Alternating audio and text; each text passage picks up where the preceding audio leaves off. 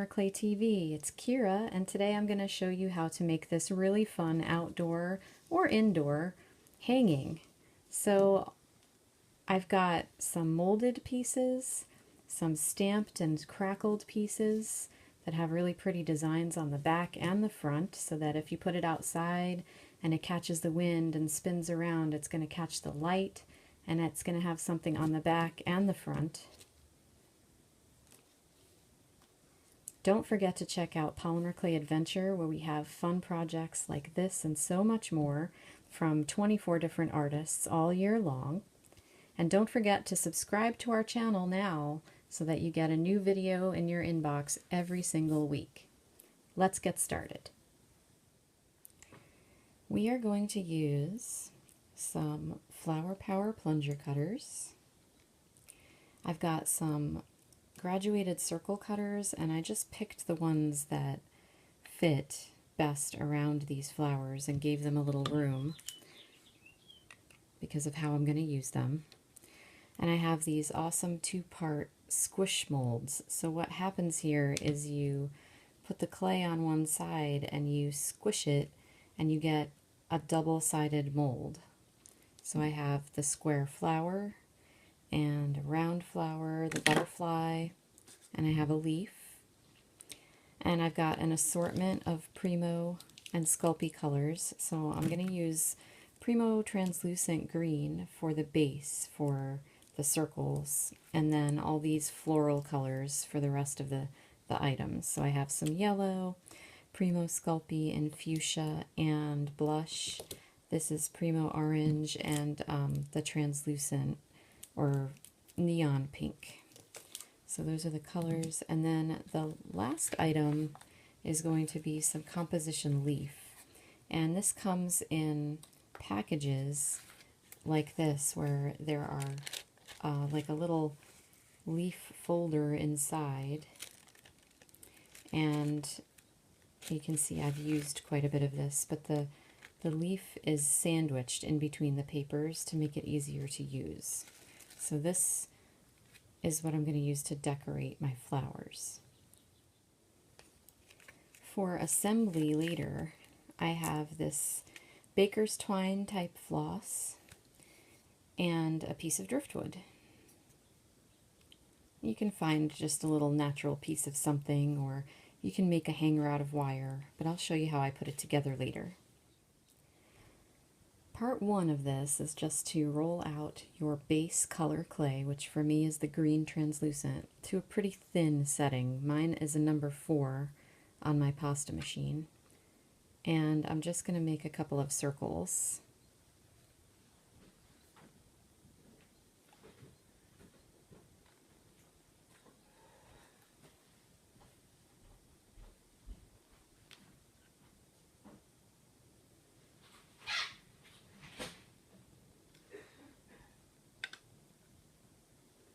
And I'm going to leave them right there on the tile for baking. The next step is to start using these two-part molds to make some dangles. And what I did here is I drew a little picture of my piece and how I want it to work. So I've got my driftwood at the top, and I'm going to tie some of that string around it to create dangling pieces. So what I decided to create some balance is that I'm going to put my 2 floral discs on the outside edges. I'll dangle a leaf off the bottom of the shorter one and maybe a bead or something on the bottom of the other one. And I'm going to do butterfly, round flower, and square flower going down the middle. So it can help to kind of sketch out your idea first. So what I'm going to do here is I'm going to make the leaf. And that's going to be from this green clay. So you want to eyeball how much clay you think you need, and I'm actually not terribly concerned about like making the entire leaf shape. I'm just going to make a leaf shape in general. So I've got my clay and I'm going to roll it on the outside. If you roll it around the outside of your hand instead of right in the middle, you can get sort of a elongated football shape. And then I am going to just smush it between the two sides. So first I'll press it down a little, and then I'm going to line these up and smush. And these two-part molds are great because then you don't have fingerprints and you have a double-sided piece. Okay, and then I just open it up.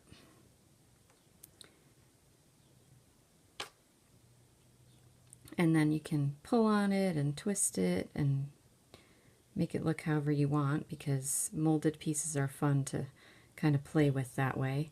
And then I'm going to grab, I've got a set of knitting needles on my desk for poking holes and such, and just make a hole at the top because this one's going to be probably threaded onto some wire, and set it aside for baking. Okay, for my next trick, I'm going to make these 3 pieces going down a line of string that's going to tie at the top to the driftwood and go through the center of each of these pieces and make a long dangle. So I've cut off a piece of string that I'm going to work with because I'm going to embed it directly inside each of these molded pieces. So I've cut it off the spool about as long as I think I'm going to need it. And I'm going to just start at the bottom with the square flower and embed the end. And for that, I'm going to tie a knot. A nice big fat knot in the bottom of this string.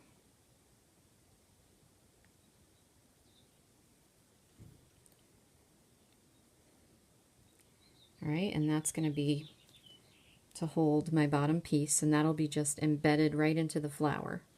And then next I'll do the second flower and then the butterfly, and I'll bake it right on the string, so I don't have to do any holes or trying to get things glued or stuck together. It's just going to be held together right on the string. And then I'll lay them on my baking tile and bake the whole thing in the oven. So what you want to do here is you want to pre-test the amount of clay that you think you're going to need. So I rolled out a ball of my hot pink clay, and I've already sort of smushed it and tested it to make sure that it's the right amount of clay for this mold. So now I'm going to roll it back up and do the actual molding. So you want to make sure your clay is nice and soft, rolled up good, and doesn't have any cracks in it. And I'm going to take off a piece because, as you know, I'm planning to embed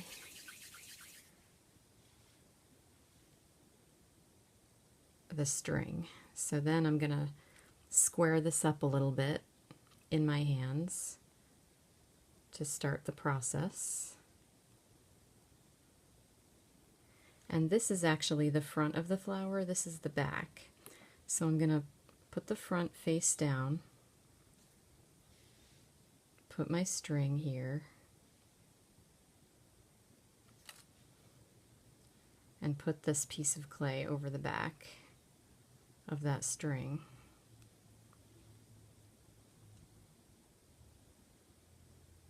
And now I'm going to smush.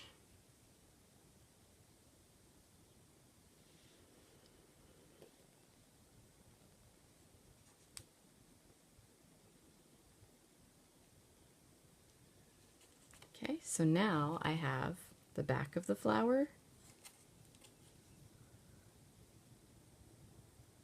and the front of the flower, and my string is stuck inside.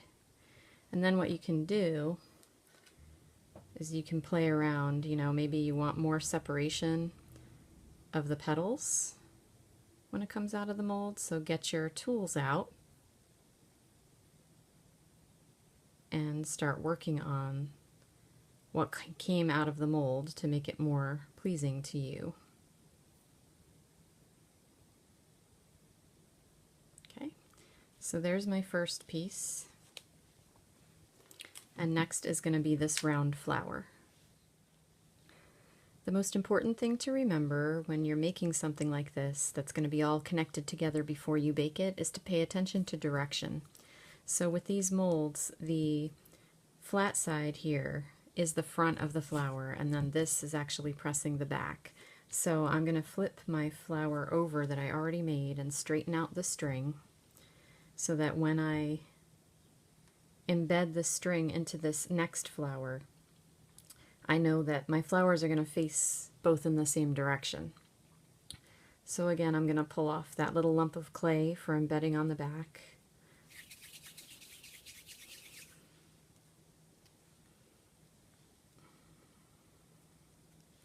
Start making my shape, press it down, and then lay on my string and my piece of clay for the embedding.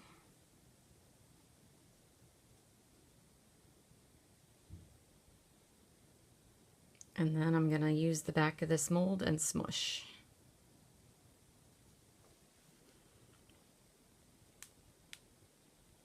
This way, when my little hanging spins around in the wind, my flowers will have backs and fronts.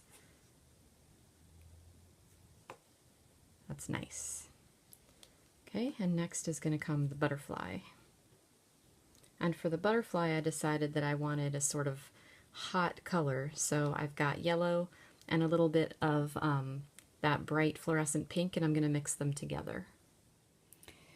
And here I'm deciding to stop mixing and see if I can do a sort of swirly butterfly if I stop mixing now and just kind of roll this into a ball. So I'm going to steal a piece here for the back and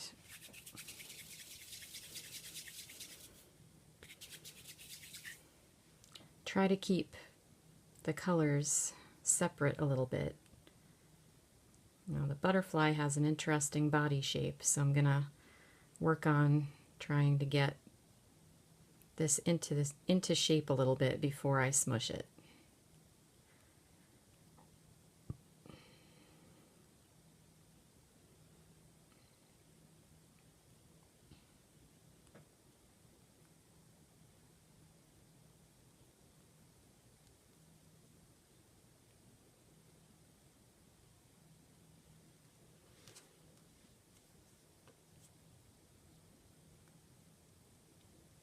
So I'm just kind of pulling on him and checking out the shape here before I go ahead and stick him right into the mold.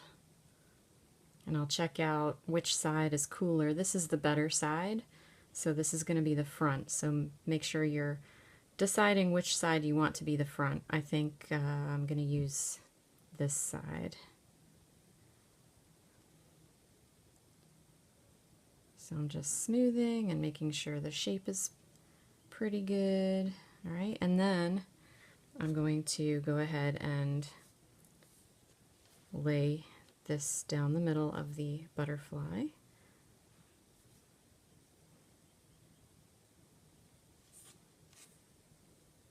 And throw that little piece of clay on the back that I saved for making the butterfly's spine. And that's going to hold on to my cord.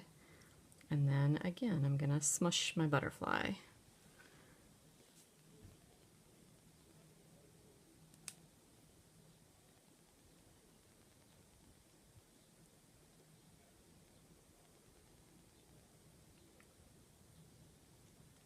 Okay, and pull him out and just again use your tools to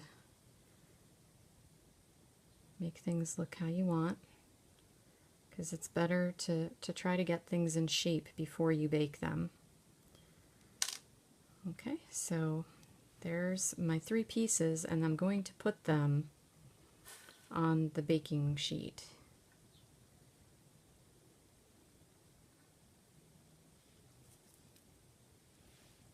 And I will bake them directly on the string. So I'll just lay the string and not worry about it. And next, I'm going to work on the last part, which is the flowers. For this next part, I'm choosing to work on another piece of paper because I'm going to be cutting and moving things around, and the paper makes it easier to move. So I have a number 3, which is a medium thickness piece of clay that's cut a little bit smaller than what I'm going to need to make my first flower. And I've reserved another sheet of clay in about the same size. So I'm going to put gold leaf on this, and then you'll understand why I have the second piece of clay. So I just need to find a piece of gold leaf that's about the right size, and you can just lay it right on your clay and it sticks. So you just burnish it on, and then you can rip off the extra and keep it, or toss it onto a scrap piece of clay, however you want to do it, because you can use these later. So what I'm going to do is I've got a ball of clay here that I use for foil, so I'm just going to stick it on there, and this clay will be used for another project later on.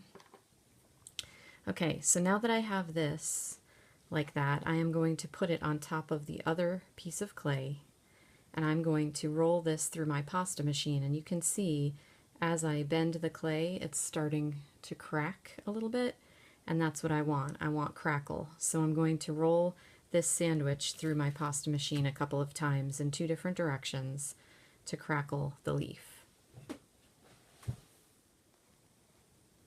So now you can see I have crackled leaf with the pink showing through, and I'm going to go ahead and cut my flower.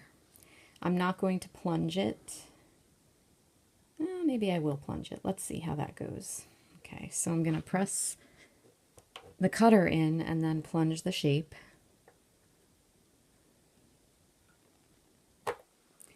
And then you can see here that sometimes it gets stuck inside, which is totally fine. That's why it's a plunger. You can plunge it out. Okay, so now I have this, but that's really not where I'm headed here. What I want to do is cut this apart. So I have a nice clean blade, and I'm going to cut and reassemble this flower.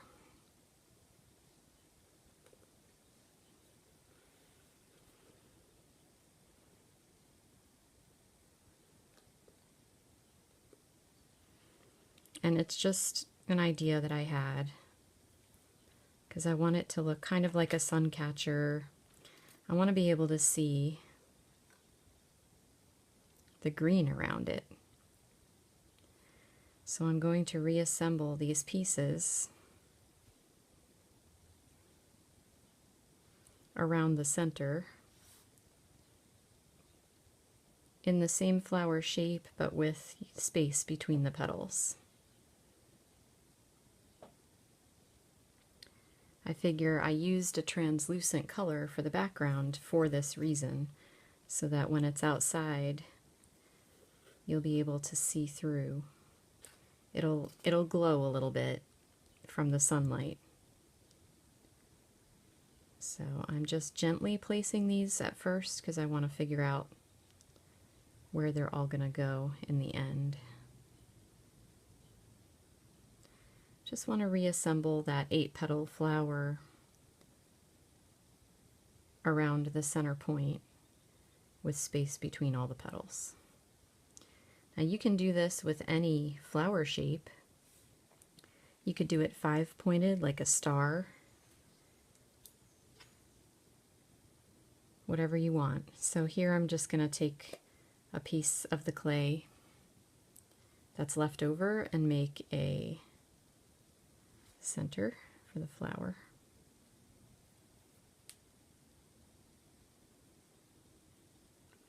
And then while I'm at it here, I'm going to make holes for hanging, because it's got to hang from the top and it's going to have a dangle.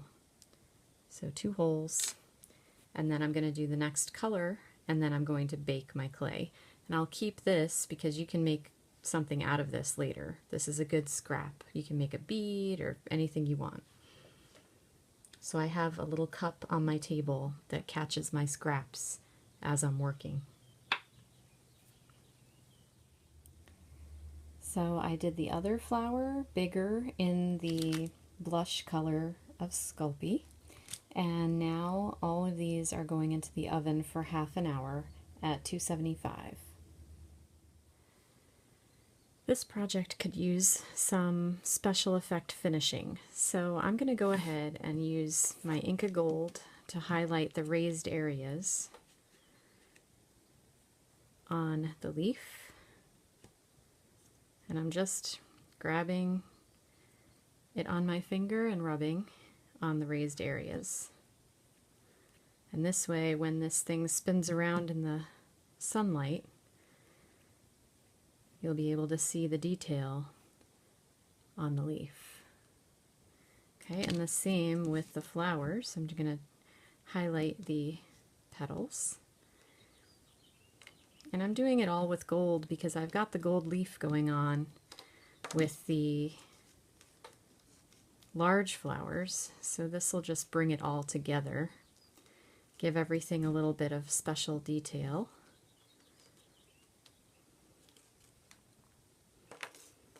A little bit of flash for when the sun hits it.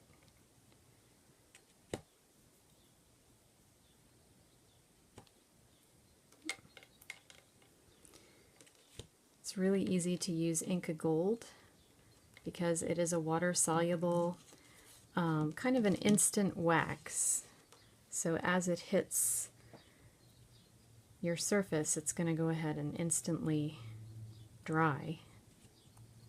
So I'm going to do the edges of the fronts of these discs and kind of allow it to overlap up into the disc a little bit. And I'm going to do some stamping on the backs. So these are the decisions you make when your pieces come out of the oven and you figure out, how can I make this look more interesting, more professional, more finished? Usually doing a little work on the edges and details of things is what will make them pop and look really special. So there's the finishing on that one, and you can even use your nails to clean up the edges. Sometimes when you cookie cut things with a cookie cutter, you get like little edges on them, so just scrape them off. Okay, and close up your Inca Gold. You don't want it to dry out, although if it does, you can reconstitute it with a little water because it is water-based. And now I am going to use a Brilliance ink pad and my set of round floral stamps. There's actually 6 in the set, but I picked my 3 favorites. And I'm going to do a little stamping on the back of these pieces so that when they spin around in the sun, there's something on the back.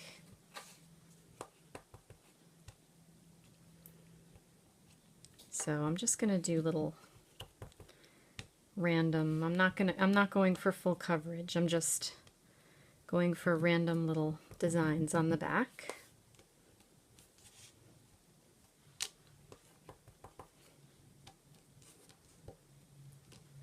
Okay, and this ink is heat set, so you'll want to hit that with your heat gun for just a couple 5 minutes or so, just to make sure that they're completely set.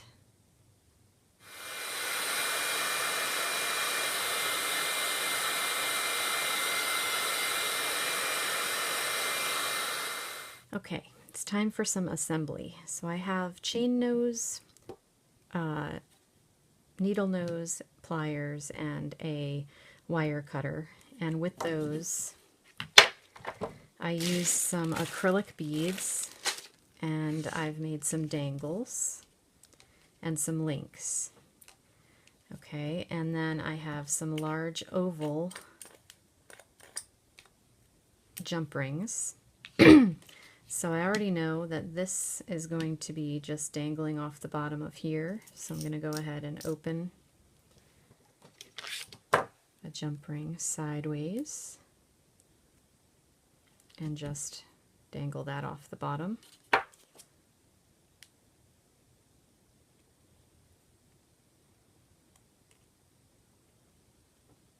Of this.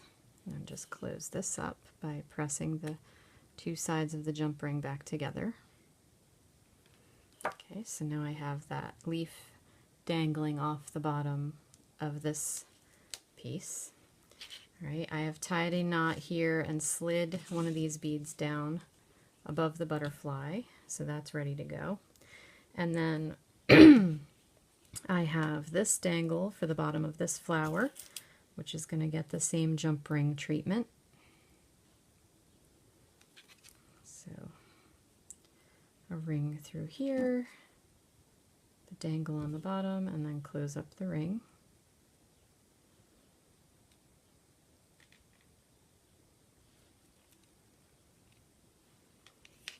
Okay, and then how I envision these.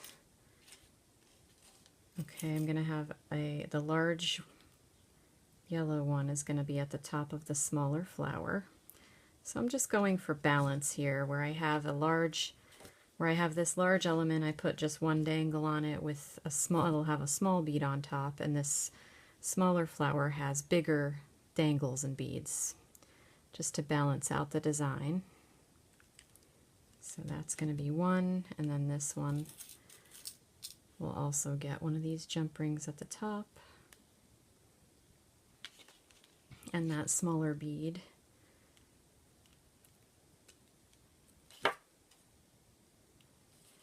Okay, so now all my hardware is done, and the rest is just going to be string.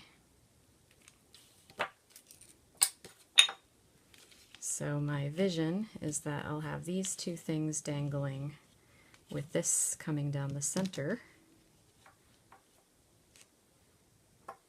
off of this piece of wood. So now I just have to cut string and tie it all together, and I'm just going to use knots. So for the top, you can see I'm tying a knot at the bottom, and then I'm going to wrap the string around tightly a couple of times, trying to keep everything tight and keep that knot on the bottom of the driftwood.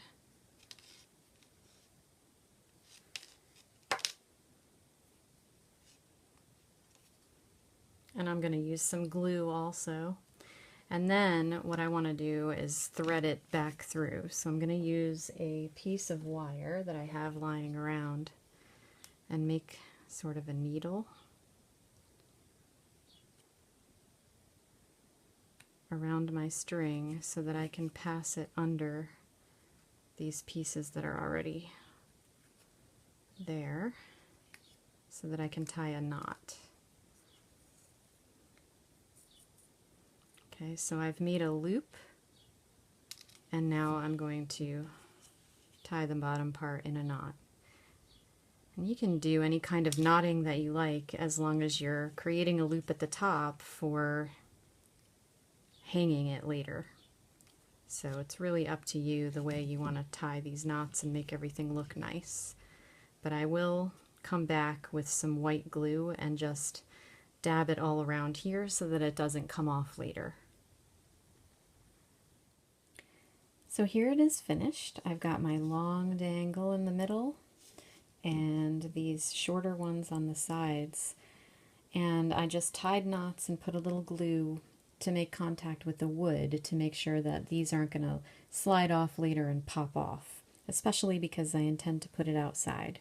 So they've got pretty designs on the back for when they spin in the wind and they catch the light. And it's ready to go take it and hang it outside. I hope you enjoyed this episode of Polymer Clay TV. Come back and see us next time.